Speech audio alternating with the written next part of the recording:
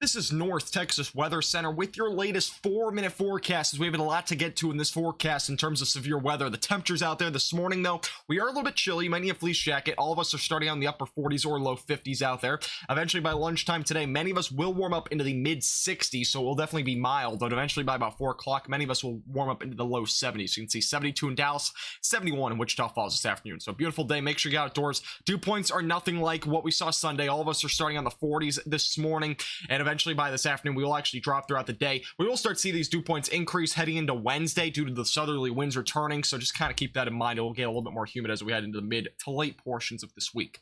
All right, as I said before, the big talk this week will be severe weather. You can see there's a slight risk for severe weather across northern North Texas. This includes Denton County. It basically includes anywhere in northern DFW as well as northern North Texas. It also does include portions of Oklahoma, including Oklahoma City, as well as portions of Kansas. We'll get more on that in just a second, but this has all modes of severe weather possible on Friday. Now, how many storms will we see? What's the coverage going to be? Is still a big question mark, but what we can assure you of is there will be plenty of instability, and basically every ingredient will basically be available, it looks like, on Friday, and as well as potentially next week on Tuesday. More on that in just a second.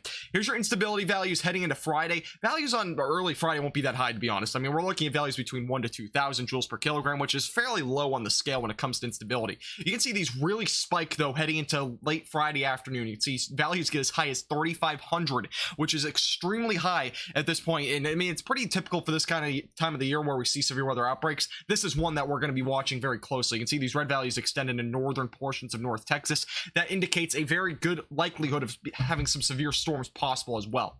Eventually, heading into Saturday, these values will drop off. Storms might be possible in southern portions of DFW. But heading into Monday and Tuesday of next week, look at these instability values. By late Monday, we're talking values as high as 4,000 joules per kilogram, which again is a significantly high amount of instability that would basically give us a very good chance at least seeing some thunderstorms, and that will obviously depend on what other ingredients we have in play as well. All right, let's take a look at the lapse rates. This is what kind of helps us determine how large hailstones will be, so how fast are temperatures decreasing, as we go up in the atmosphere. So you can see values are as high as 8 to potentially 9 as we head into Friday. So very large hail could be possible out of a few of these storms as well. So just kind of keep that in mind. Lapse rates are definitely high for that potential for some large hail.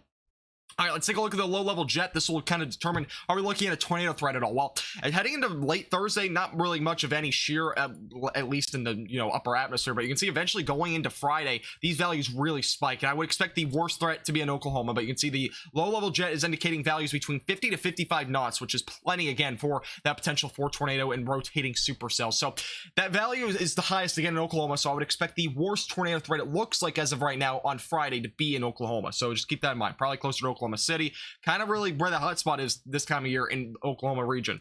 All right, let's take a look at the future radar. It does not show a whole lot for North Texas, I'll be honest with you, but this is going to give you an idea, at least on Friday, maybe a couple of isolated showers and storms. I would expect, again, mainly just storms, but a few isolated storms will develop. It does not look like it'll be widespread by any means, but any storm that develops will become severe very quickly in this kind of environment, so just keep that in mind. Heading through the weekend, we'll have a chance for more showers and storms, nothing significant, but by Sunday into Monday, we have a chance for a very strong to severe storms again, probably a damaging wind threat with that, and eventually late Monday, maybe some more showers and storms may develop. So just another thing to keep in mind.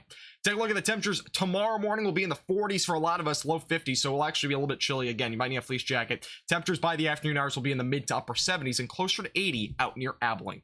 Here's your latest North Texas Weather Center 7-day forecast. And again, you can see over the next several days, we will be nice for the most part, at least through Thursday. Friday, storm chances return. We will likely see a pretty good chance of storms late Sunday into Monday, so stay tuned for that. This forecast is brought to you by Platinum Contracting, Birdie's Pro Turf, and All Dents Repair.